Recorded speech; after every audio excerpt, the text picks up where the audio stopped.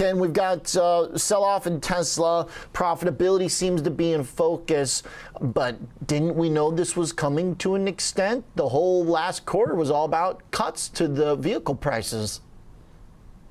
Yeah, so that's been the talk, and after I was trading, when just the earnings came out, a beat on the top line, a beat on the net, stock was meandering up a few points. Conference call comes and that little price thing comes up again with regard to higher interest rates and maybe a macro issue there. And then what happens?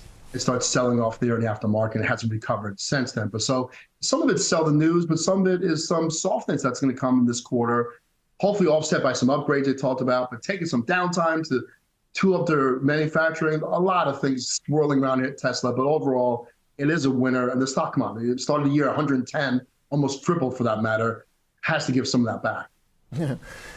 We are about 5% right now. Been a great run. Still off the all-time highs, but certainly making a valiant effort to get back to where it was more than a year ago. The rollout of the Cybertruck was a big story earlier in the week. F-150 price is going to get cut by Ford. It seemed like that debuted that first model with a little bit more positivity than it had been getting some credit for. But is it a major catalyst for the stock and the profitability issue?